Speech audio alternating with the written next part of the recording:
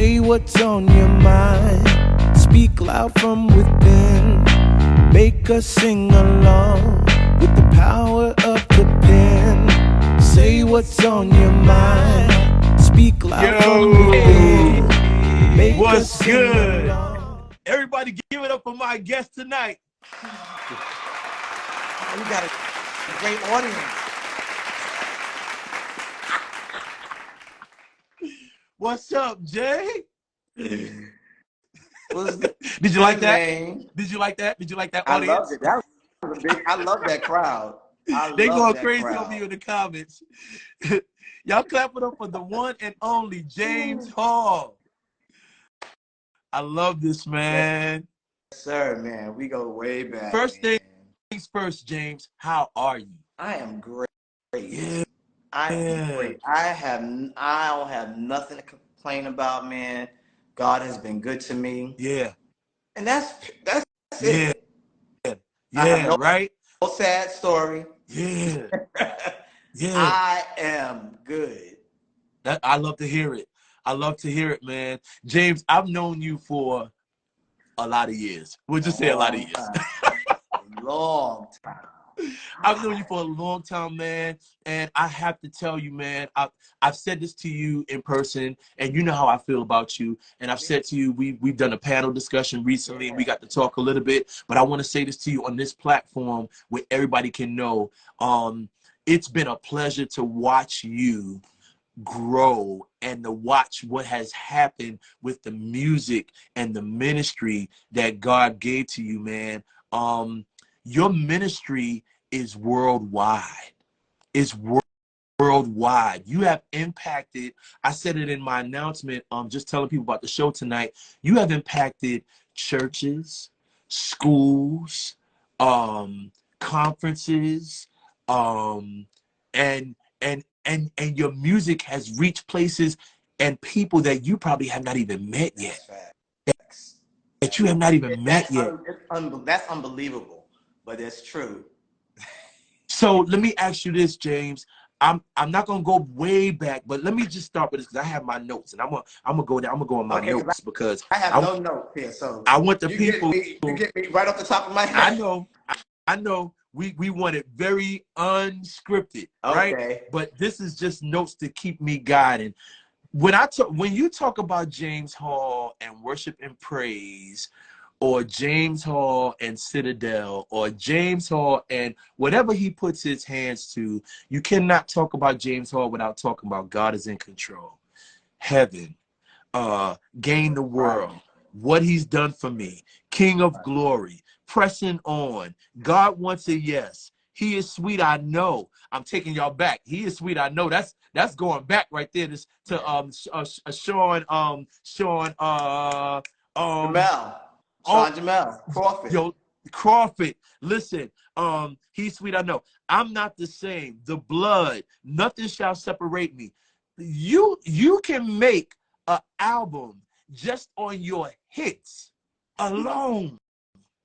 Songs that you've written, songs that you co-wrote. You know, did you ever imagine that this would be where your songs would reach? Maybe not when I started. You know, like I tell everybody, when we started, it was just young folk. We wanted to sing. We had a good time. You know, I never thought 35 years later I would still be doing this like this. Looking like you 35. Never. But go ahead. Huh? Looking like you 35. But go ahead. I'm doing everything I can to stay this way. Worship and praise is 35 years old. It doesn't make any sense to me. And I got people in the choir that's under 35. That's crazy. Sometimes that's crazy. Being in the choir, I be saying, you know, we've been singing before you was born. Before you was born. Before you was born. It's crazy. But your songs have done so much and have reached so many people. I saw recently that you was at GMWA. Yes. What was that like? And I know you've been there for a few years. What does that feel Richard like? Jameson is my godfather. Yeah. It's like we can't have the GMWA if I don't come. So I'd be like, you know, but then, so New York State has a chapter. Yeah. you know, they put together a whole thing that they're going to do. Then Bishop Jameson go in there and change everything. First of all, Bishop Jameson, he's a piece of work. Yo, he is. But he's true and authentic. Oh yeah. No, he's not playing with you. No, and not at all. Out of that mouth is real. Yes. And that's period. That's it. It's so real.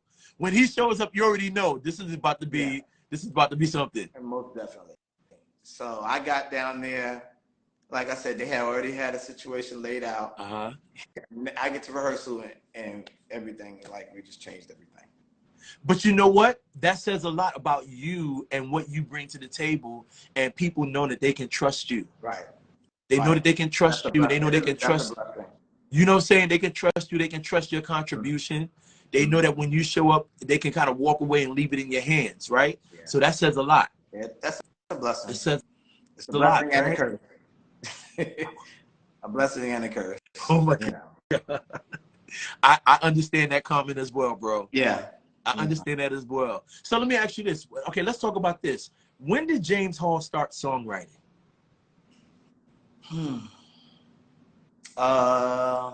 Really? I think I really do believe that I may have started songwriting after I walked into the doors of 170 Adelphi Street. Because I don't think I could think back past before that with me trying to write songs. Maybe when I was young, I probably did write some little tunes or whatever, yeah. But, you know, nothing, you know, but when I came institutional, you know, I came from the King Emmanuel. Come on. Give us the history. And so in my church, we had a big youth choir. Anybody on here from King Emmanuel is going to be like, oh boy, here you go. We had a big choir. It was like 60, 70 deep. But I always knew something was wrong. I was like, James. And I was young. And I was like, it's a lot of us. I said, but this. And this was my thing I used to say. I said, we don't sound like the record. That's what I used to be saying. This don't sound like the record. But I was young, but my ear was already working at that age. Yeah. We don't sound like the record. And I used to say that all the time. And this was before institution. She was a trooper. Pritchard, right? Yeah. She was give us songs, and she was doing the best she could. Yeah. Matter of fact, she even would put the record on and say, listen to the record and get your part. So in rehearsal, we was going through stuff like that. In rehearsal. In rehearsal. That's how we was doing. And so my mom died when I was 12. So when she died, we went back, my family went back to the church, and I sat there and I was like, I don't want to do this no more. I didn't know where I wanted to go. Yeah. I just knew that I couldn't be there. This wasn't working. But when I came back, they had Jonathan Sells was the organist. Jonathan Sells had brought a whole new situation to King Emmanuel. If you don't know, do your research. Yeah.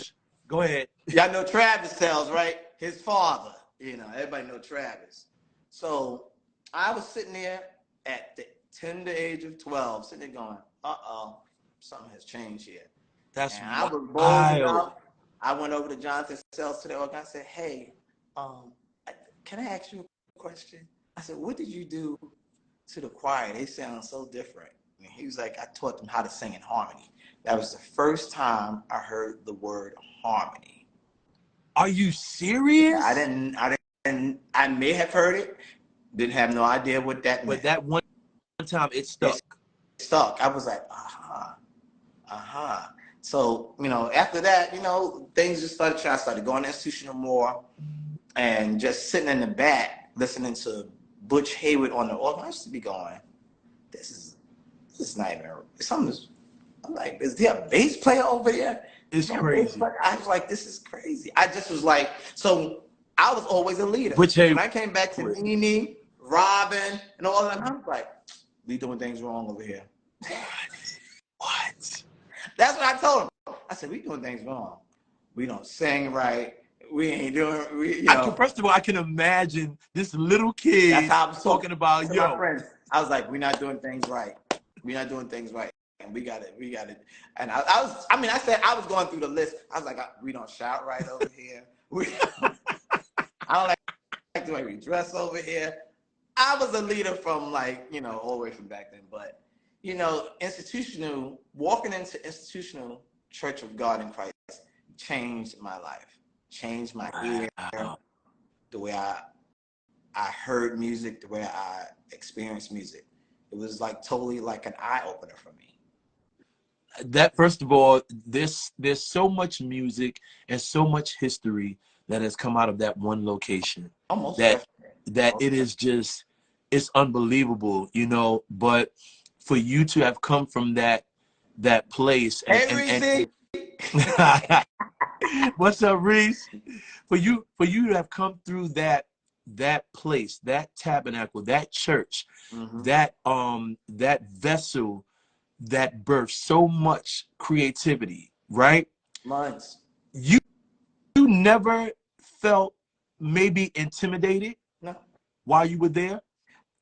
Well, I don't think intimidated was a word for me. Okay.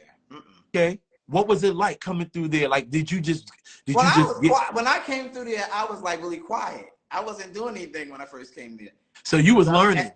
Because the other thing with that was I was starting to play. So James Hall had gigs at 12, 13. I was gigging. The man said he was booked. I was already working in churches at 13. Come on, James. I was playing at Brown Memorial, which is right by institutional. I played at a church, Union Baptist, right over there. Yes. I was working.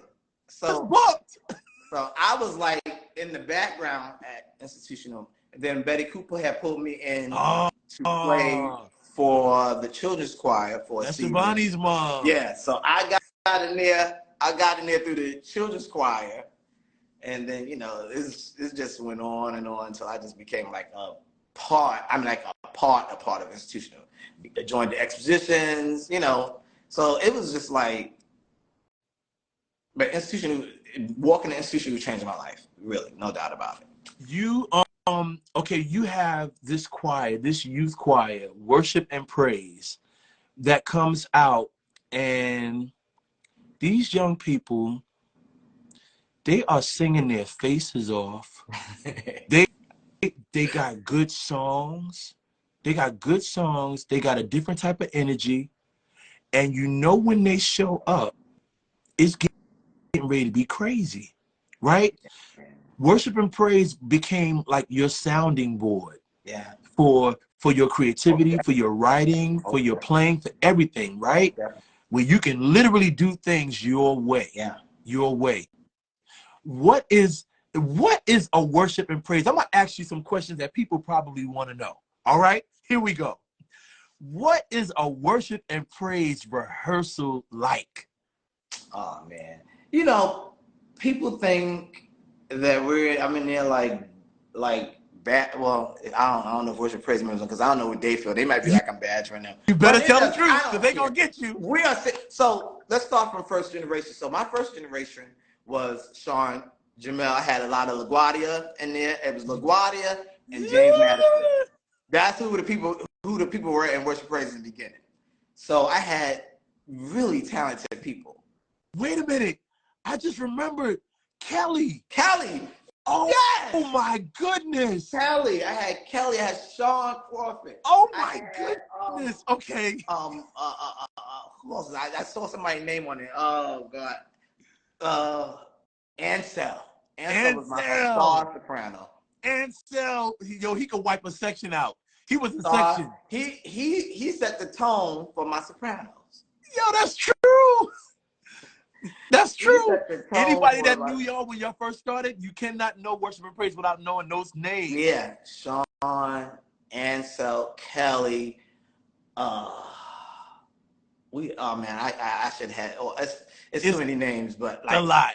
It's a lot. I had those people in the beginning, and then my Madison crew, Robin, Marlene. Yeah. You know, Yeah. that's generation one. And now Trinice didn't go to James Madison, but she was institutional. Institutional, So she right. came through institutional. Shabani was in worship and praise. Shabani. Wow. And so we was like, so Melvin came to rehearsal, and Melvin came and was like, as a drummer. Can you believe that? Melvin Crispell started with you as a drummer? As a drummer. We didn't have a drummer at that point for some reason. Oh, or maybe Melvin was playing the drums in rehearsals. And then, so I was like, one rehearsal, you know, I was teaching, I already started my teaching songs or whatever. That's crazy, but go ahead. We getting out of rehearsal, and I said to Melvin, Melvin, you were born and raised in institutional. Why, you don't write no songs? He was like, I never wrote a song before. I was like, that's crazy. Because in my mind, I'm like, Melvin's older than me. I came to institutional. He was born there. I came and like, it came on me like, boom. So I didn't understand it. So that was one, like this rehearsal, I'm saying to him, I was like baffled. So I was like, that's like crazy. Next week, Melvin came to rehearsal. He said, James, guess what? I wrote a song. You're blowing my mind right now. I was like, wait, he wrote You're Worthy. You remember You're Worthy? You're worthy. Worthy to be praised. No, it was oh, you done for me. You know, that was like, you might not remember that. That was the first song Melvin. I gotta go through wrote my cassettes. Right. I gotta go through my cassettes. That was the first song that Melvin wrote. And Okay. then after that, we were like the writing team. Like every week we would come and teach songs. Every week. That's why some songs today, I think I got at least one song from Generation 1 that's on my new CD. Because we had so many songs, some of them had never been recorded. That's crazy.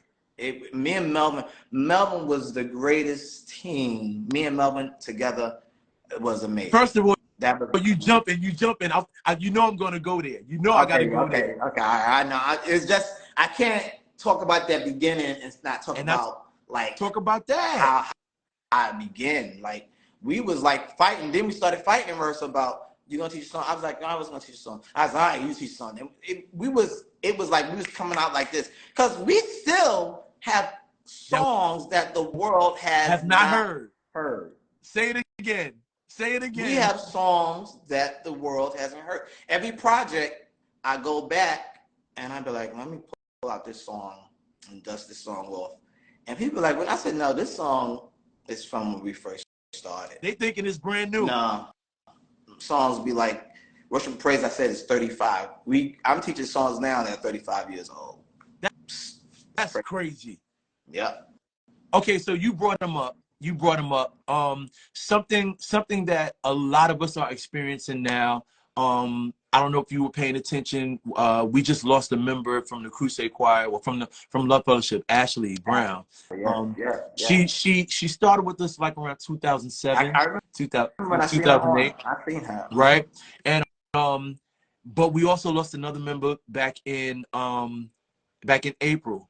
And okay, so you can understand this as well, because we lost a common member as well, because we lost our sister Leontine. Yes,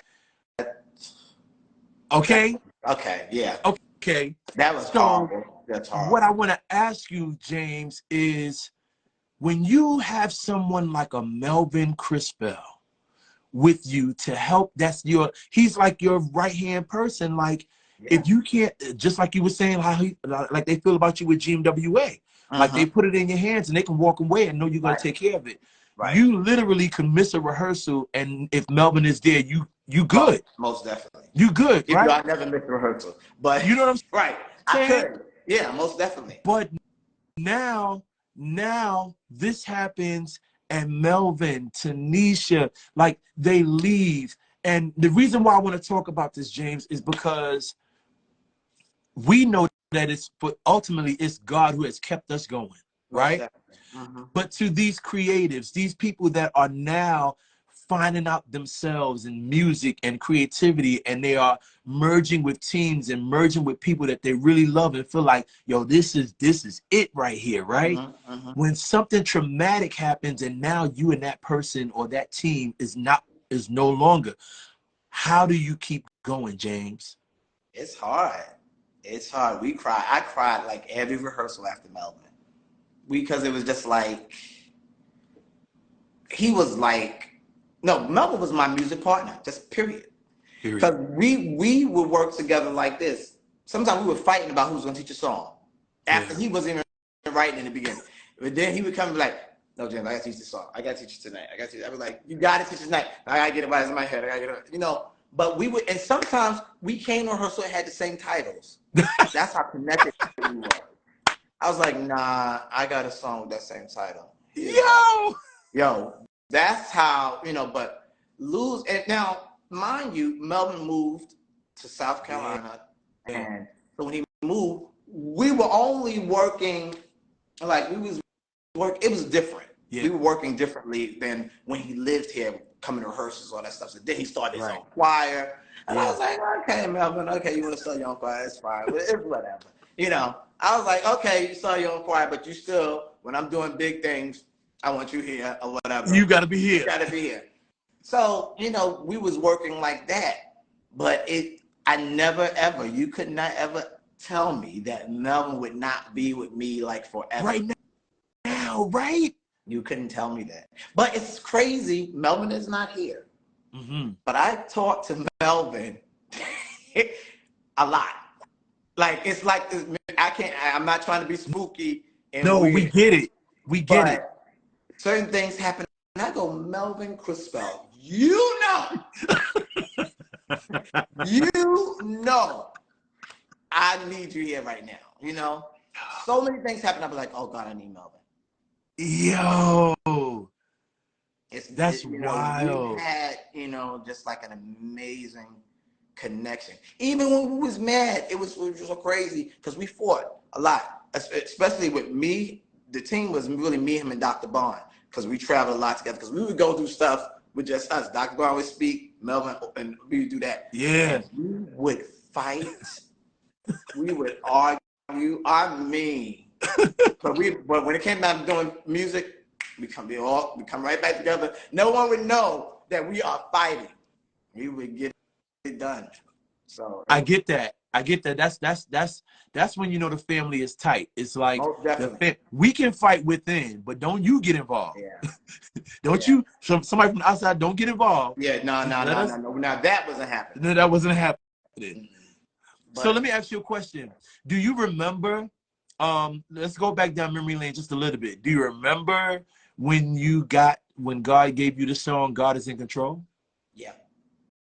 Do you remember like that whole? Yeah, I remember. Moment. I was sitting in institutional on a Sunday morning. Bishop Williams preached, "God has it in control." He preached that Sunday morning, and I got the song like through the week. And I wish I could call these people names because y'all know these people. I got with like my friends, my close friends that were, you know, from institutional. And I said, listen to this song I wrote, y'all. And I started singing. They looked at me and they bust out laughing. They was like, James, that song is so stupid. What? Yeah. Yeah. They're around today. They said that song was so stupid. I was like, really? I think the song's stupid. They was like, yeah, we're gonna just keep saying God is control over and over and over like that. I was like, yeah. I said, y'all don't get it. They was like, nah.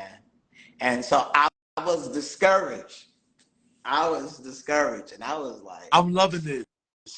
I'm loving this. I came back. They left my house because that's when I just got my own place.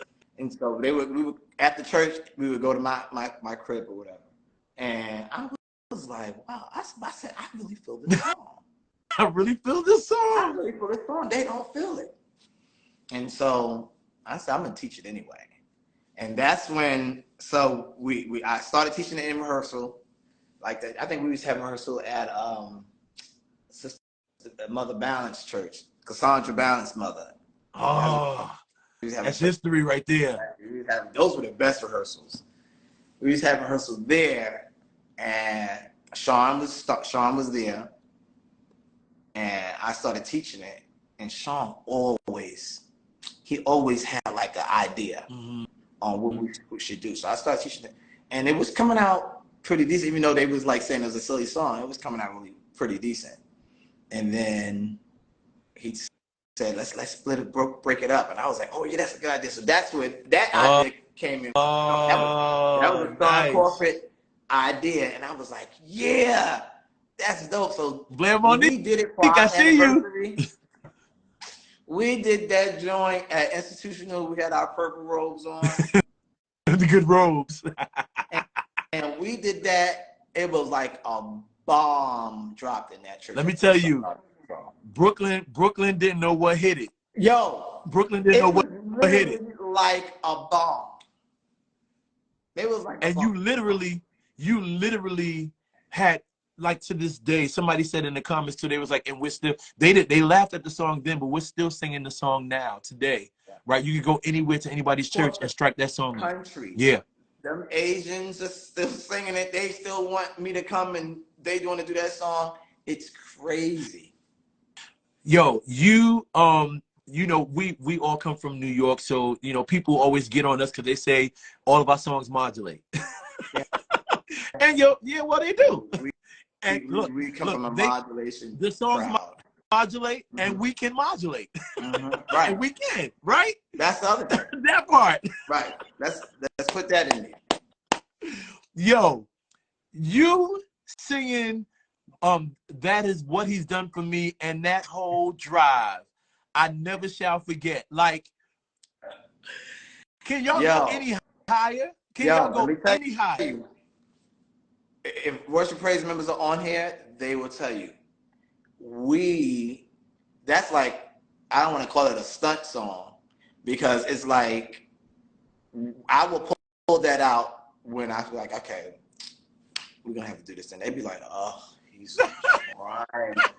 I can see, all I can think about is Nikki right now. She'd be like, you know, because they know when we pull that out, it's over.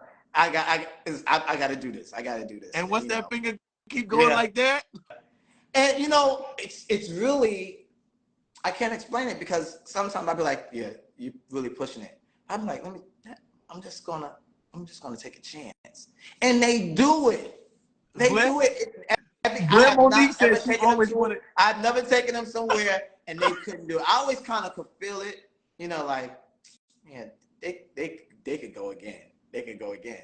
And and usually they could go again. Yo, we love it. We love to hear it. We love to see it. Like, that's just, once, if your church choir know it and can do it, that's going to do it. All I can think about, Kevin Lemons and them came, may he rest in peace. He came to my appreciation service. Jesus. They sung. It was just disgusting how they sang up in New York. They like took our roof off. I was like, oh. They was like, well, he said, we want to hear worship praise do something. I was like, y'all not sung up in here. Get out of here.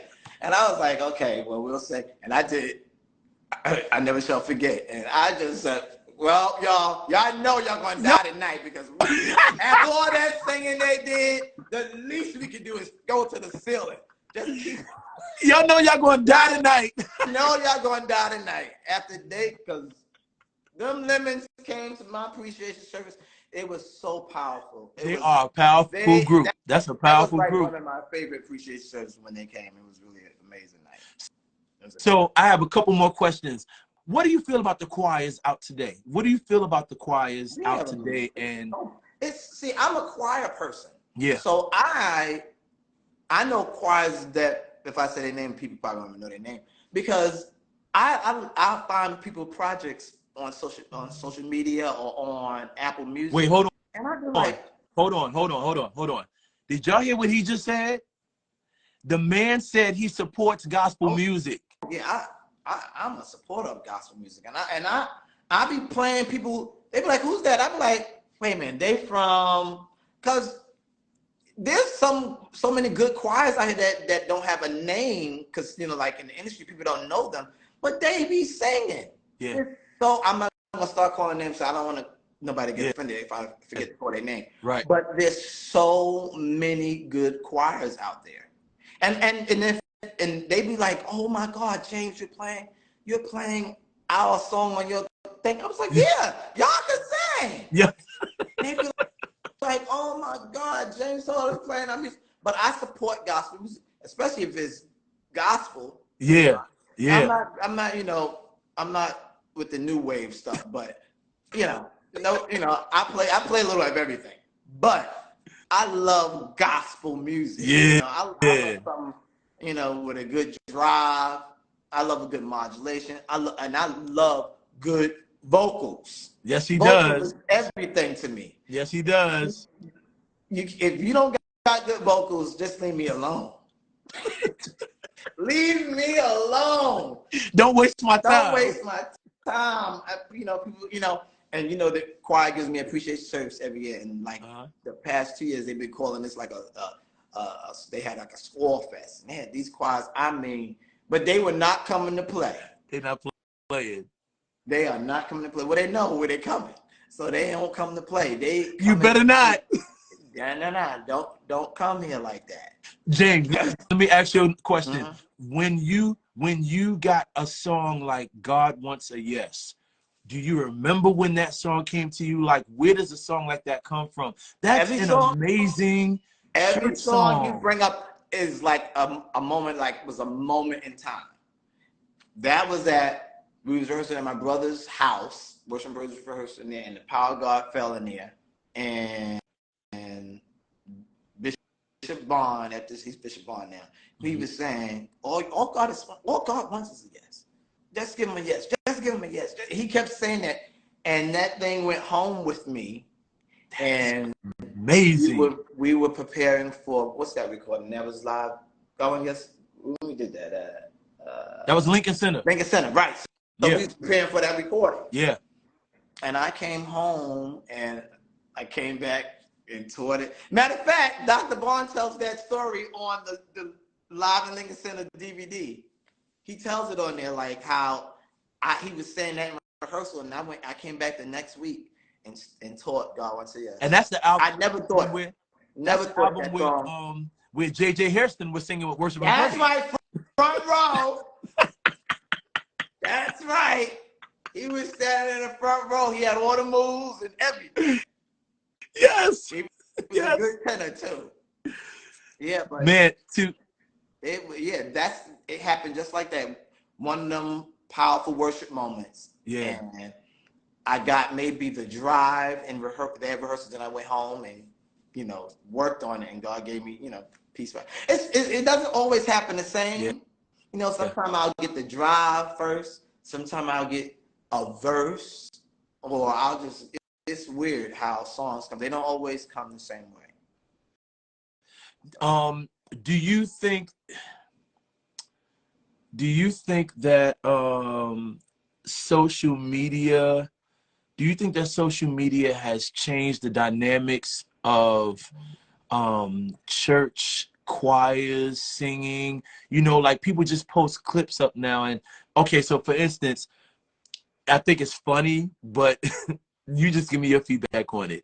It cracks me up when I'm looking at social media and you see all these people that make these memes, and they could be one person, but they all dressed in like 8 different characters, and they're singing the choir songs or whatever. Yeah. Do you think that is a compliment to choirs, or do you think that is like a jab? No, I think they don't have nobody to sing with them, so they can sing all the parts. They're gonna make themselves a choir. That's the only thing I can get from it. I don't really get into it. Yeah, I get it. I'd be like, okay, I get it. But they do some James Hall songs, man. Like they sing. Your songs are everywhere, James. I appreciate it. Your songs are everywhere. And James, it's a blessing to hear, like, going overseas. Like we did a tour in Italy, and like to go there to a place I had never been. Yeah. And so the guys, we was there like for a tour. So our hair was looking crazy because we was there like 3 weeks, 4 weeks. We was like, we gotta find somebody to cut our hair. So we go walking down the street. We walk into an Italian barbershop, and we was like, can you could you cut hair? And the guy looked at me. He said, he went and pulled out a picture. You James Hall? You James Hall? I was like, whoa. Yo, that literally happened. What? In Italy. In a barbershop? In a barbershop. He went and found a picture of me and was like, you James Hall. I was like, wild. That's something I'm not gonna forget. Of course not. I'm not gonna forget that. And like we went to James. We even went to Russia. Come on and travel this world. We went Worship and Praise, went to Russia. And that was probably the most weirdest tour we've done because they don't clap or do anything when you're singing. So you're not sure if they really like it or not. one of my tenants is on here. Jared was there. He was there. It was crazy. They knew who I was. But like to go to Russia and they didn't have no clue who James Hall was when I first got there. But I met this guy in the Grand Central Station. He was from Russia. The Voices of Citadel was doing something for Black History Month or whatever. He was like, oh my God, this choir is so great. And he was like, so he spoke to me and Dr. He said, we want to get you to come. I said, where?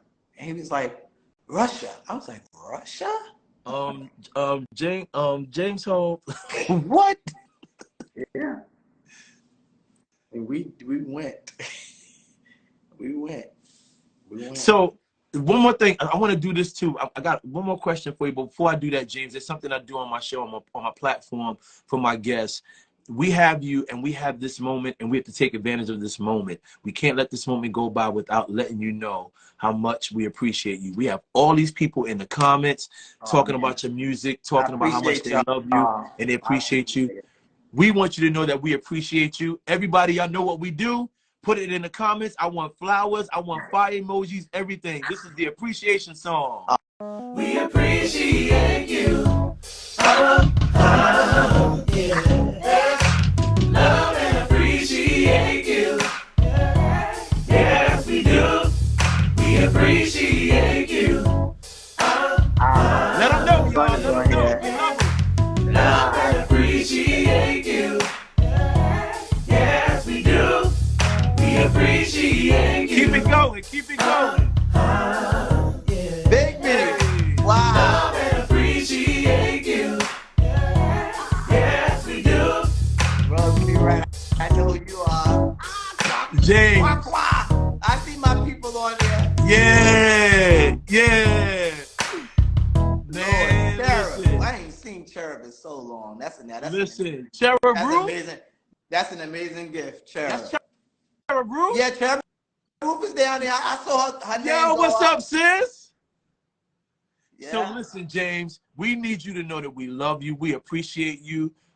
No matter what you've been through, God has kept you and preserved you, kept you and preserved you all this time for a reason. And don't stop. Don't stop. Man. Don't stop, man. Keep going, man. Too far. So crazy. Back now. Yo, I'm like so excited about my new project, man. Okay, let's talk about it. Let's talk about it. When is it coming out? Yo, I don't know. It's coming soon. It's coming soon. It's coming soon. It's called New Era of the Old Time Way. Jesus. Now, for anybody that maybe in their 40s and 50s and up, they're really going to appreciate it because they will remember the things that we're doing. We did stuff from the old church. We went back into the old church because I know this generation don't know anything about doxologies. Yeah. You already struck a chord with me, hymn bro. of comfort and stuff like that. So I went and revisited that stuff so that it's like a school lesson, like a history lesson, so they could know I love what it. the old church did. And of course, I didn't keep it the same way. I James Halled it up so that they could appreciate it. But I wanted James Halled it. I James Halled it up so they could appreciate it. But it's still the essence of the movement of what we went through in the old church. So I love it. It's like a history lesson. It's really amazing, and I have amazing people on. I've never had a project to take this long to come out. Foxwood took a long time to come out. Yeah. But this project is taking the longest. We just did a song at our church from Foxwood. What song? We did Help Me to Follow. Oh, Help Me to Follow. That's a hit. Help me, Lord, help me to follow. Oh my God, we love that song. That's a hit. But like, this project has been like held up. So I don't know. I just feel like this project really is going to be something because I've never taken this long to put a project out. I'm excited, man. It's amazing stuff. It's amazing. I'm really excited. Okay, so I have one more question, James. Now, I've come up under, Bishop Walker, right? Mm-hmm. But I also come from New York. Amen. I come from Brooklyn, and we just have a way. Right. We have a way about us, right? Most definitely. There's something that I kind of reiterate to the choir at my church, and that is we don't depend on nobody. Whoever shows up, we're going to get it done with who shows up. Period. So you're not waiting on sister so-and-so for that section. You're not waiting on brother so-and-so for that section. Right. Every time we rehearse, we're going to rehearse as if this is all we got. And if more come, then God bless them, and we're going to do what we can. Right. James, how in God's name? You already knew this question was coming. How in God's name do you show up I don't even know. to sing? I don't care if it's at a storefront church, if it's at an arena. How do you get your singers to show up with 6 people? Yeah. And sound like a full choir? I cannot. Everybody, that's a question that has asked of me so many times. I cannot explain it. Because trust and know, every time this happens, I'm nervous. We just did a service here in Jersey about 3 weeks ago. I was calling around to my choir. I was like, you can't come. Everybody was like, James, I can't make it. I was like, y'all can't do this to me tonight. I need you. No, it was like nobody could come. We got there, it was like I had 3 singers, and I was on organ. And I was like, and just like, people were looking at us like, oh, this is what he's doing tonight. It's like nobody here, whatever. I can't explain it. We started singing, and I was like, wow. Yo. I was like in my mind going, we are really singing. Yo. And I gave everybody had their own mic, and we sang. I was looking back at the thing. I was like, God dog it. I can't explain it. Let me tell you something. I want to say it's the grace that God has put on worship and praise. Yeah. Because it's very, very rare that we did something at Pilgrim not so long ago. It was about 4 of us there too. It was a big thing.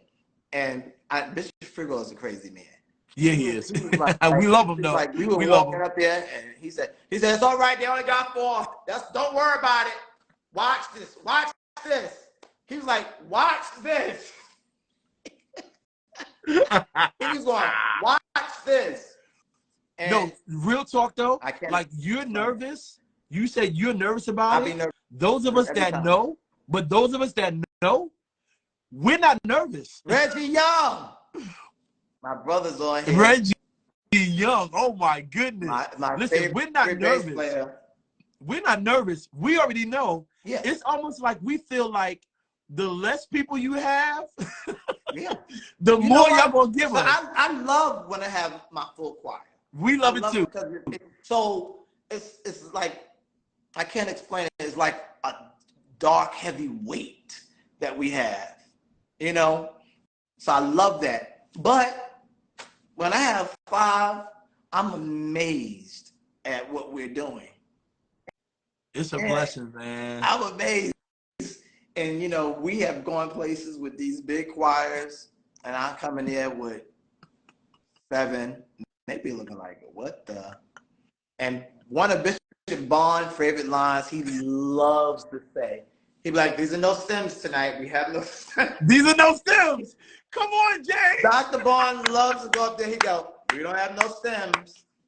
This is what we do. This is no track. He's like, there's no tracks here. So, and I'd be like, Dr. Bond, you don't have to say that. But Dr. Bond he will, because we had been on major stages and everybody has had stems.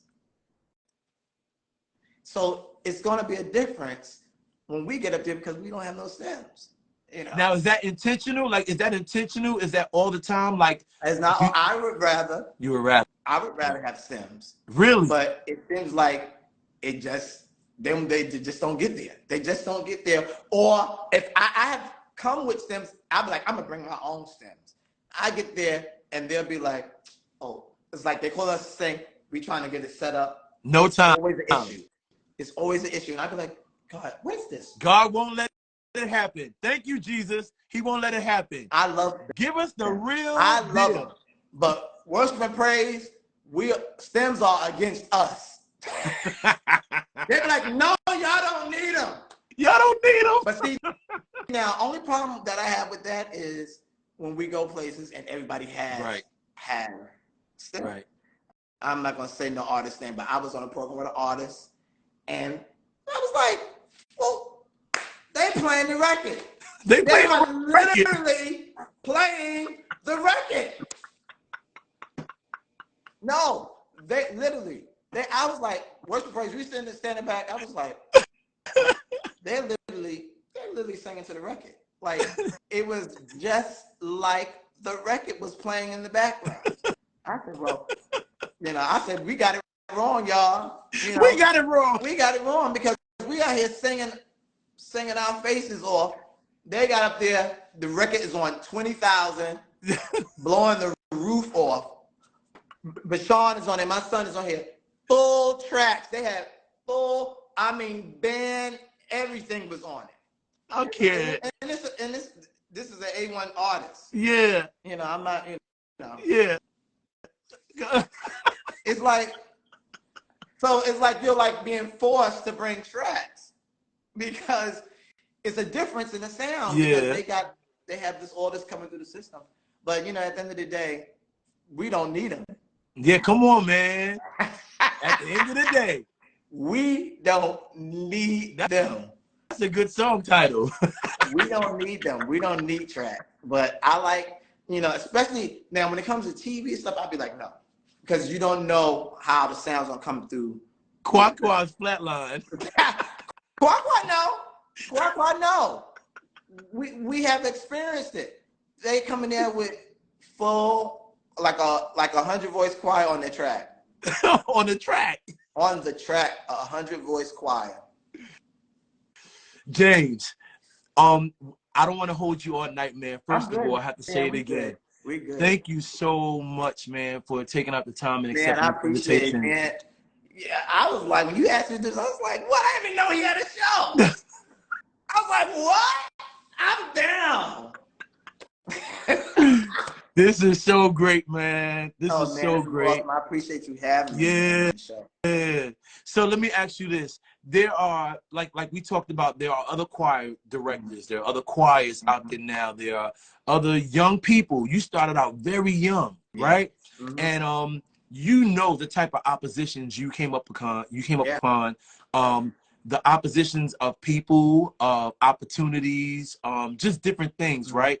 Is there anything that you can say to that young choir director, that young songwriter who may not have a lot of songs to write, but he can tear up or she can tear up some choir music, right? Mm-hmm. Anything that you can say to encourage them to keep going? Anything that you want to say, take that time and do it now.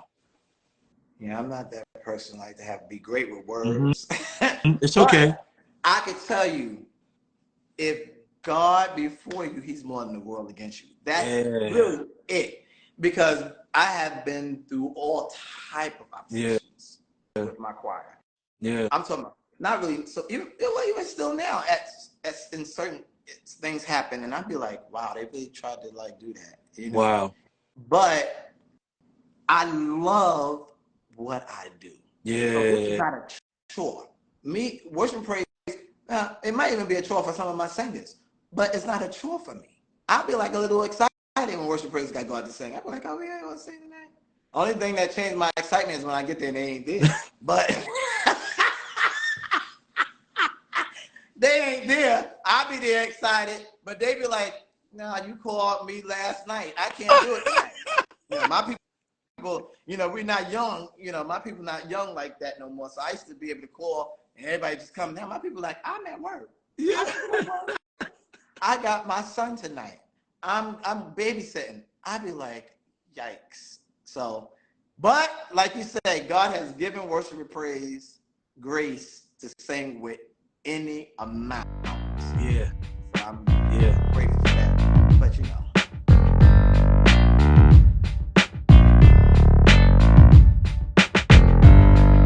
Say what's on your mind. Speak loud from within. Make us sing along with the power of the pen. Say what's on your mind. Speak loud from within. Make us sing along with the power